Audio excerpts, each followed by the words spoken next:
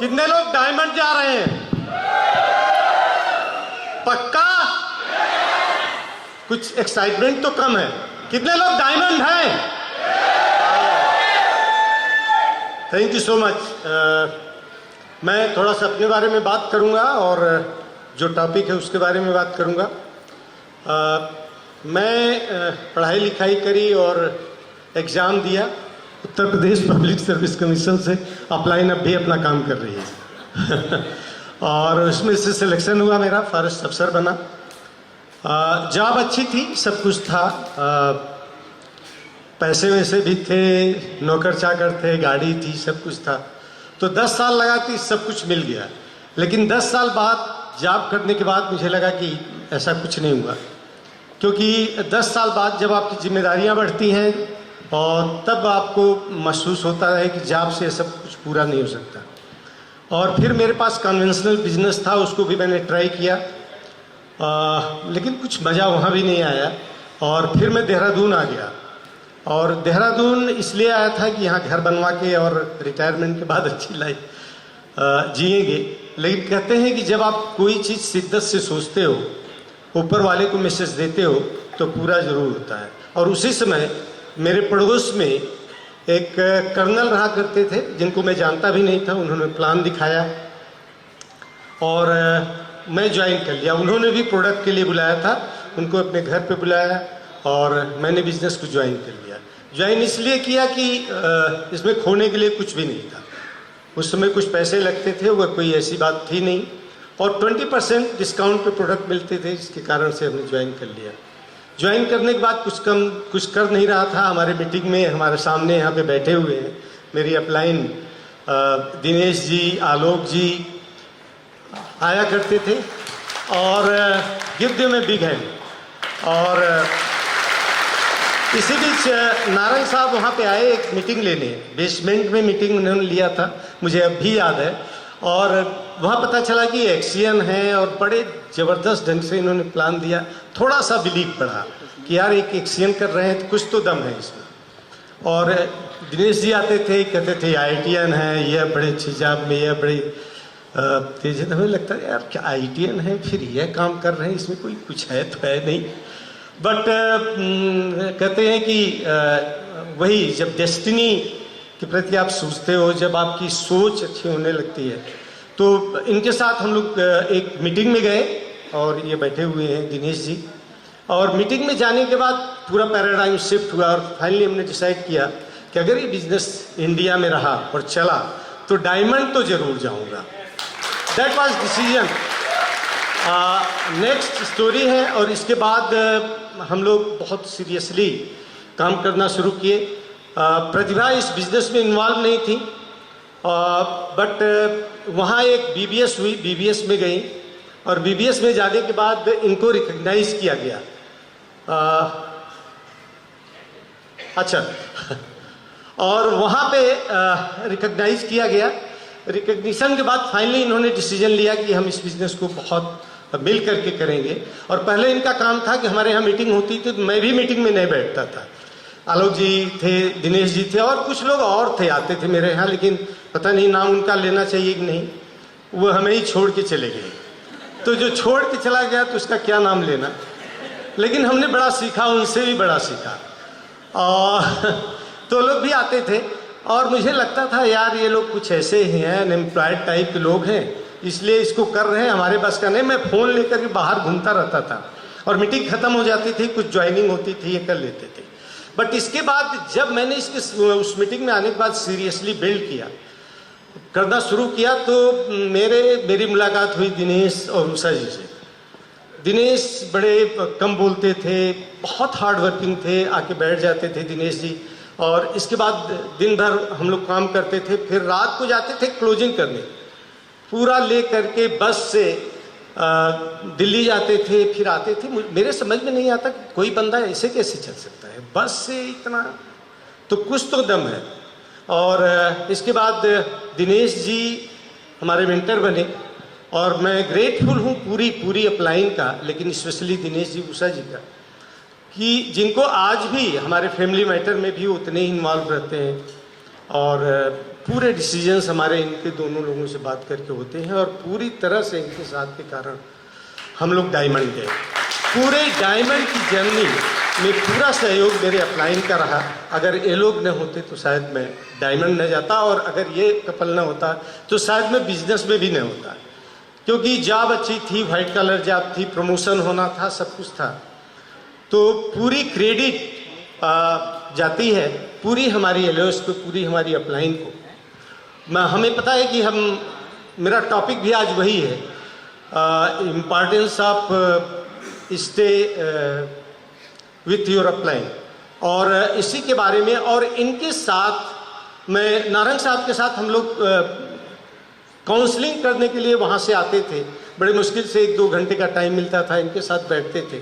मुझे याद है जब मैं डायमंड जा रहा था तो नारंग साहब के साथ बैठा, इन्होंने एक पूरा रोड मैप तैयार करके दिया कि ये कब कब आपको क्वालिफाई कराना है, और वहाँ हमने खाना खाया और उसके बाद हम लोग गए और डायमंड। तो ग्रेटफुल हूँ मैं पूरी की पूरी अपनी एलओएस का, जिसके कारण, जिनके सहयोग के कारण ही हम लोग इस बिजनेस में सफल हो सके।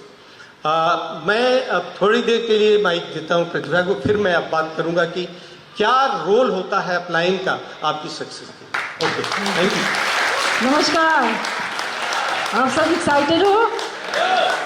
वाकई में मैं खुद बहुत ज़्यादा एक्साइटेड हूँ। अभी हम 3 डायमंड्स को भी हमने सुना, और अभी 3 डायमंड्स और बाकी हैं, और फाउंडर ईडीसी बिंदु और अनिल नारायण जी भी अभी इसके बाद आएंगे, और इतना ज़बरदस्त एक्साइटमेंट है हमें, वो सब हम देख रहे हैं, फील कर पा रहे हैं।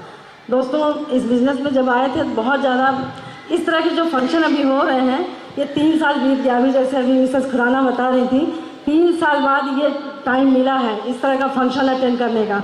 और वाकई में पहले हम FRU पहले हम लोग भी हर साल करते थे, और सारे ग्रुप हमारा जाता था, और वो नए डिसीजन लेके अगले साल का इंतज़ार करते थे।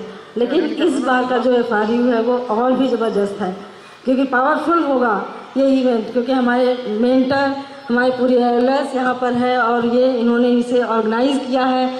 जब आप लोग यहाँ से जाओगे 18 को, तब आपके आंखों में आंसू होगा। वो भी आंसू जो होगा वो खुशी के आंसू होंगे, क्योंकि आप अगले साल का इंतज़ार करोगे, अगले पिन का इंतज़ार करोगे, अगले गोल का इंतज़ार करोगे। उसको हमें लेकर आना है और यहाँ अपने को रिकग्नाइज़ कराना है। मैं प्रतिभा यादव, और मैं इस बिज़नेस में जब आई थी, जैसे वीरेंद्र जी ने बता दी सारी बातें, कि हम प्रोडक्ट कारण आए थे। हमारे पड़ोस में ही रहते थे कर्नल पराशर जी, उनके यहाँ हम लोग गए, और वहाँ पे उन्होंने प्रोडक्ट की बातें करी और प्रोडक्ट ले लिया। लेकिन मेरे हस्बैंड ने वहाँ पे डिसीजन लिया कि मैं इस बिज़नेस को ज्वाइन करूँगा।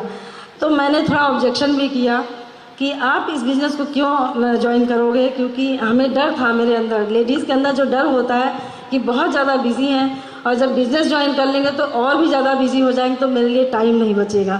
लेकिन थैंक गॉड, आज इस बिज़नेस के कारण हमारे पास बहुत ज़बरदस्त टाइम है, बहुत ज़्यादा टाइम है।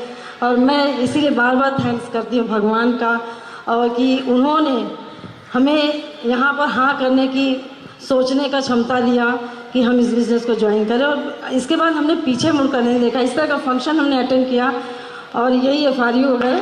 तो उसके बाद हमने डिसीजन लिया कि हमें इस बिज़नेस को बिल्ड करना है और बहुत आगे जाना है, क्योंकि वहाँ पे हमारे ड्रीम क्रिस्टलाइज हुए, हमारे ड्रीम बने, और हमने गोल सेट किया कि इस बिज़नेस को बिल्ड करेंगे। और जो भी इसमें काम होता है वो हमने करना शुरू कर दिया। हमने सबसे पहले रिलेशनशिप और भी स्ट्रॉन्ग किया। हम हस्बैंड वाइफ का जो रिलेशनशिप होता है उसको हमने और भी ज़्यादा स्ट्रॉन्ग किया, क्योंकि इस बिज़नेस में जब आपका रिलेशनशिप स्ट्रांग होगा तो वहाँ का इन्वायरमेंट ही बहुत अच्छा होता है, बिज़नेस भी बहुत ज़बरदस्त होता है। तो यहाँ भी जितनी भी लेडीज़ हैं और हाउस वाइफ है, वर्किंग जो होती हैं वो तो अपने को मैनेज कर लेती हैं, टाइम मैनेज कर लेती हैं, सब कुछ कर लेती हैं। लेकिन हाउस वाइफ वो दिन भर अपने घर में रहती है, पूरा टाइम ऐसे बिता देती है, उनको पता ही नहीं चलता कि हमारा टाइम कहाँ जा रहा है, कहती हमारे पास टाइम ही नहीं है। तो उनको, हम लेडीज़ को यही कहना चाहेंगे कि आप अपने हस्बैंड और वाइफ स्पाउस के साथ बहुत स्ट्रॉन्ग रिलेशनशिप बनाइए। और इसके साथ साथ ये होम बेस्ड बिजनेस है, तो अपने पेरेंट्स के साथ, अपने बच्चों के साथ, अपने इन लॉज के साथ जो रिलेशनशिप आप बिल्ड करोगे तो ये बिज़नेस भी बहुत ज़बरदस्त होगा और आपके बच्चे भी एक्सेल करेंगे। क्योंकि हमारे भी 2 बच्चे हैं, 2 बेटियां हैं, बड़ी बेटी और सनीला यूएस में है और वो फेसबुक में ग्लोबल डायरेक्टर है, और छोटी बेटी वो HSBC में है और उसका हस्बैंड भी उसमें है, बैंकर है दोनों, और दोनों बहुत बढ़िया बिजनेस अपना जॉब भी कर रहे हैं। हम ये इसलिए बता रहे हैं कि इस बिजनेस के बदौलत ये सब संभव हो पाया, क्योंकि उन्होंने शुरू से ही देखा हमें ज़बरदस्त काम करते हुए और हमें गोल बनाते हुए, ड्रीम लेते हुए, उन्होंने भी वही काम करना शुरू करा और आज एक्सेल कर रहे हैं और बहुत ज़बरदस्त ढंग से कर रहे हैं। तो यहाँ पर हम लेडीज़ आप सबको यही कहना चाहेंगे, जितने भी लेडीज़ हैं, अपने स्पाउस का साथ दो, उनका कस के हाथ पकड़ो, और जो आपके ड्रीम हैं, जो आपके सपने हैं, वो ज़रूर यहाँ पर पूरे होंगे। और जाते जाते मैं यही एक पोएम और बोलना चाहूँगी। गुरु गोविंद दो खड़े काके लागो पाए, बलिहारी गुरु आपने जिन गोविंद दियो बताए। जिन्होंने मुझे इस बिजनेस को दिखाया और बताया, उन सबको मैं नमन करती हूँ, तहे दिल से नमन करती हूँ। और अपने ग्रेट अपलाइन डायमंड अनिल और बिंदु नायक को भी थैंक्स करती हूँ, क्योंकि इन्होंने आज ये जो FRU फंक्शन किया है, उसके कारण हम लोग के ड्रीम फिर से जगेंगे, फिर से आगे जाएंगे और लोग डिसीजन लेंगे कि हमें इस बिज़नेस को बिल्ड करना है। आप जब टीम आपका स्ट्रांग होगा तो आप कभी इधर उधर, हमारे ग्रुप में जितने भी हमारे लोग हैं, हमारे रिलेशनशिप के कारण हमारी टीम बहुत स्ट्रांग है और वो हमें छोड़कर कभी इधर उधर बिखरने वाले नहीं हैं। लेकिन यहाँ पर जो गलती से भी जो आ गए होंगे, जो नहीं आना चाह रहे होंगे, वो आ गए होंगे, तो आज वो डिसीजन लेंगे कि हमें इस बिज़नेस को बिल्ड करना है, अपने को प्रूफ करके दिखाना है और हमें बहुत ज़बरदस्त आगे ऊंचाइयों पे जाना है। Thank you so much. दोस्तों, जैसा मैं कह रहा था कि जब हमने बिजनेस को स्टार्ट किया तो सबसे ज़्यादा उसमें मैं बहुत बिजी था। उसमें मैं एक डेपुटेशन पे था, EC स्पॉन्सर्ड कोई प्रोजेक्ट था, उसमें प्रोजेक्ट अफसर था और बहुत बिजी था, बिल्कुल टाइम नहीं था। लेकिन चूंकि इस बिज़नेस का हमें विजन मिल गया था, इसके ड्रीम्स बन गए थे और मैं इस काम को करना चाहता था। और उसी समय मेरी सबसे ज़्यादा ग्रोथ इस कारण से हुई कि मेरी जो पूरी अपलाइन, अगर बात की जाए तो यहाँ पे जैसे 2 लोग बैठे हुए हैं, इसके बाद RP सिंह, चंद्रा सिंह हैं और अनिल और बिंदु नारंग साहब जी हो हमारे आप सबके मेंटर हैं, ये लोग हैं। और इसके अलावा कार्ल और मार्शा रीडन, जिनके बारे में आप यही कह सकते हैं कि बड़ा सारे लोग हंस रहे हैं कि वह दोनों नाम भूलना भी बड़ा मुश्किल है, याद आना भी बड़ा मुश्किल हो रहा है, या बताना भी बड़ा मुश्किल हो रहा है। और कार्ल और मार्शा रीडन, उनको लेने के लिए हम चंडीगढ़ जाते थे, क्योंकि रास्ते में कुछ बात हो सके, कुछ उससे हम सीख सके, उसको इम्प्लाई कर सके, उसको अप्लाई कर सके और इस बिज़नेस को बिल्ड कर सके। लेकिन सबसे इम्पॉर्टेंट ये है कि जब आप अपनी अपलाइन से कनेक्टेड, उस समय जब मैं मीटिंग में जाता था तो किसी एक क्राउन एम्बेसडर ने कहा था कि आपकी अपलाइन लाइफ लाइन होती है, और वह एक लाइन का वह सेंटेंस मेरे दिमाग में घुस गया था। और मेरे सारी अपलाइन के साथ, मैं लकी हूँ कि सारी अपलाइन देहरादून में रहती थी, सारे लोग सहयोग करते थे और सारे लोगों के साथ मैं कनेक्टेड भी था। तो अगर आप अपनी अपलाइन के साथ ही कनेक्टेड रहते हो, केवल एक डिसीजन लेते हो कि जो आपकी अपलाइन कहती है उसको 100% फॉलो करते हो, उसको करने के लिए तैयार होते हो और पूरे 100% सबमिशन में रहते हो, तो हो जाता है। क्योंकि आपकी अपलाइन जहां आप जाना चाहते हो वहां पहुंची हुई है, जहां उसके पास विजडम भी है, उसके पास नॉलेज भी है, उसके पास एक्सपीरियंस भी है। या तो आप गलती करिए और अपनी एक्सपीरियंस बनाइए और इसके बाद आप इस बिजनेस में सफल होइए, या तो एक सक्सेसफुल आपका मेंटर आपके साथ मिला हुआ है, उसके साथ आप कनेक्टेड रहिए, उसके साथ आप काउंसलिंग करिए, उसके साथ कनेक्टेड रह करके पूरी अपना रोड मैप तैयार करिए और उसके सबमिशन में रहिए और उसको पूरा करिए। जो भी आप अपलाइन आपकी होती है, जो भी आपका मेंटर होता है, उसको सारी नॉलेज होती है, वह उसके पास विजडम भी होती है। अगर आप उसको फॉलो कर लेते हो, केवल उसकी वर्क एथिक्स को फॉलो कर लेते हो, उसको 100% फॉलो करते हो, उसको डुप्लीकेट करते रहते हो, अगर उसको डुप्लीकेट करते हो तब भी आप इस बिजनेस में सफल हो जाते हो। मुझे पता है कि मैं दिनेश जी और आते थे हमारे पास, उषा जी तो कम आना होता था, तो दिनेश जी को मैं फॉलो करने की कोशिश करता था। लेकिन कभी कभी जब मैं इनसे जैसे कि फॉलो अप कराता था, मैं देखता था कि यार बोलते बहुत कम है और मैं कोशिश करता था, जैसे बहुत सारे लोग होते हैं जब अपलाइन के साथ कोई बात होती है तो उसमें बीच में टोका टोकी शुरू कर देते थे, तो मैं भी टोकना शुरू करता था। मैं सोचता था यार इनके बस का लग रहा है नहीं, या तो इनको पता नहीं या तो ये बोलना नहीं जानते। बाद में मुझे पता चला कि जितने लोग सफल होते हैं वो सुनते ज़्यादा हैं और बोलते कम हैं, क्योंकि भगवान ने आपको 2 कान दिया है इसको सुनने के लिए और एक मुंह दिया है आपको बोलने के लिए। तो अगर आप अपनी अपलाइन की समझ में आए नहीं समझ में आए, लेकिन अगर आप उसको फॉलो करते हो, उसको डुप्लीकेट करने की कोशिश करते हो, जो करता है, तब भी आप इस बिजनेस में सफल हो जाओगे। क्योंकि एक्सपीरियंस है, विजडम है, वह काम करके वहां पे गए हुए हैं जहां आप जाना चाहते हो। बहुत सारे लोग होते हैं जब काउंसलिंग का टाइम आता है, काउंसलिंग कराने जाते हैं, काउंसलिंग कराते खुद उसकी काउंसलिंग अपनी अपलाइन की काउंसलिंग करना शुरू कर देते हैं। इतना बोलते हैं और मन करता है कि अब चुपचाप बंद कर दे, भाई ठीक है तुम ही सही है, अब किसी तरह उठ के चले जाओ। ऐसा बहुत सारे केसेज में होता है। कहा जाता है कि जब आप काउंसलिंग करने जाओ तो उसको प्रॉपर एक उनसे अपॉइंटमेंट लो, पूरा उनका अपना पूरे ग्रुप का मैप तैयार करो, उसमें जितने वाइटल्स हैं उनको लिखो कि कितने लोग आपके यहाँ प्लान देते हैं, कितने लोग मीटिंग में जाते हैं, कितने लोग प्रोडक्ट्स के 100 पीवी के ग्रुप में है, 200 पीवी के ग्रुप में है, 300 पीवी के ग्रुप में है। लेकिन वहाँ पे जाने के बाद वह पूरे के पूरे सुनने के अलावा वह सारे बात कर जाते हैं, पूरा का पूरा बोलते ही रहते हैं और नतीजा ये होता है कि उनकी काउंसलिंग हो ही नहीं पाती।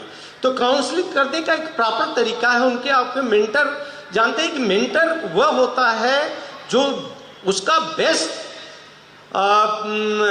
मतलब वो अपना बेस्ट देने की कोशिश करता है, क्योंकि आपकी सक्सेस पे उसकी सक्सेस जुड़ी हुई होती है। उसका बहुत बड़ा स्टेक लगा होता है आपकी सक्सेस के लिए, तो वो अपना बेस्ट देने की कोशिश करता है। लेकिन ज़्यादातर मामलों में क्या होता है कि या तो कुछ समय बाद अगर बिजनेस को करते हैं, कुछ मीटिंग में को अटेंड करते हैं, कुछ बुक्स को पढ़ते हैं, तो उनको लगने लगता है कि यार अब तो हमें बहुत नॉलेज हो गई है, अब तो हम बहुत जानकार हो गए हैं, और बहुत यह सोच करके कि अब इनसे हम क्या पूछे।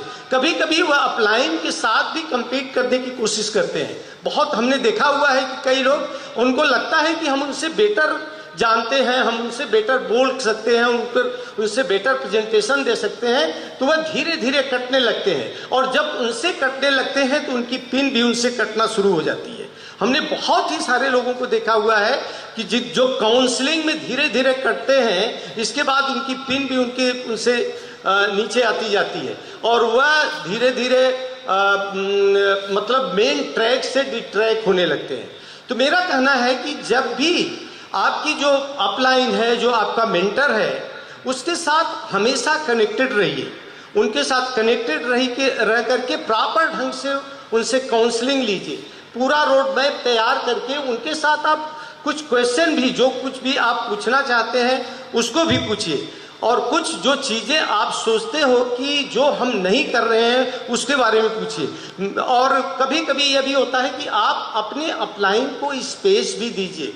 जैसे मेरी कोशिश होती थी कि जब भी काउंसलिंग करने जाता था तो उनसे पूछता था कि क्या चीज़ें हैं जो मुझे इम्प्रूव करनी चाहिए, क्या चीज़ें हैं जो हम इम्प्रूव करें, क्या हमारी स्ट्रेंथ है, क्या हमारी वीकनेस है। जिसको जनरली अपलाइन क्या होता है कि वह बहुत ज़्यादा आपकी वीकनेसेस के बारे में, आपकी कमियों के बारे में बात नहीं करती। उसे लगता है कि कहीं बंदा नाराज न हो जाए कल से वह, क्योंकि आपकी डाउन लाइन के साथ, अगर डाउन लाइन का मान लीजिए सरदर्द करता है तो सबसे ज़्यादा पेन अपलाइन को होता है। उसका सरदर्द हो रहा है तो भूल जाता है, सबसे पहले दवा उसको देता है, क्योंकि उसे पता है कि ये डाउन लाइन के साथ ही हमारी सक्सेस जुड़ी हुई है। तो इसलिए ज़रूरी है कि आप अपनी अपलाइन को स्पेस दीजिए, प्रॉपर ढंग से अपॉइंटमेंट लेके जाइए, और उसके साथ जो भी आपकी काउंसलिंग हुई होती है उस काउंसलिंग को आप फॉलो करिए। इस बिजनेस में सबसे बड़ी जो आपके लिए चीज मिलती है वह मिलती है एक अपलाइन जो कि फ्री ऑफ कास्ट आपकी काउंसलिंग करती है, आपके साथ काम करती है। कई लोग जब बात आती है कि काम करने की, जब उनसे कहा जाता है कि एक लेग ड्राइव कोई आपकी डाउनलाइन करेगी, तो उस बात पे अपनी अपलाइन से अभी कहते हैं अरे वह तो हमारी लेग ड्राइव नहीं कर रहे हैं। अब जब उनसे पूछा जाता है कि आप बिजनेस में किस लिए आए थे, क्या आपका ड्रीम था, क्या आपका गोल था, क्या आपकी अपलाइन आपकी एक लेग नहीं बनाएगी तो आप एमरल्ड नहीं जाओगे, डायमंड नहीं जाओगे, और उनसे जब बताया जाता है तब भी वह सुनने के लिए तैयार नहीं होती। उनके दिमाग में एक चीज चलती रहती है कि हमारी एक लेग जो है हमारी अपलाइन ड्राइव करेगी। और उनसे जब पूछा जाता है कि क्या आपकी जितनी डाउन लाइन है उनकी एक लेग ड्राइव करोगे, क्या उनका उत्तर होता है नहीं। तो कभी भी देखिए, आप सब लोगों का आपका अपना बिजनेस है, आपकी अपनी ओनरशिप होनी चाहिए। आप एक डिसीजन लेते हो, इस बिजनेस को अपने ड्रीम के कारण करते हो। सबका बिजनेस इंडिपेंडेंट भी है और एक दूसरे से कनेक्टेड भी है। तो आपको अपलाइन हेल्प कर सकती है, आपको कोई डायमंड नहीं ले जा सकता, आपको प्लेटिनम कोई नहीं ले जा सकता। आपका अपना डिसीजन होता है, काम तो आपको करने पड़ेंगे। लेकिन अगर आप प्रॉपर ढंग से कनेक्टेड रहते हो तो वह अपलाइन आपको सही डायरेक्शन देती रहती है, आप ट्रैक पे आपको ले आती रहती है। और अगर आप डिट्रैक होते हो तो बार बार वह ट्रैक पे ले आती है। तो बहुत ही इंपॉर्टेंट होता है आपकी अपलाइन। कहते हैं कि एक हिंदी में बड़ी अच्छी कहावत है कि कभी भी बाप बनने की कोशिश मत करो, बाप तो बाप रहता ही है। आप बेटा हो तो बेटे की तरह उसके साथ कनेक्टेड रहो। अगर कनेक्टेड रहोगे, उसकी बातें मानोगे तो निश्चित है 100% है कि आप सफल होगे। तो अब इसका जो अपलाइन और मेंटर का रोल हमारे बिजनेस में बहुत बड़ा रोल है।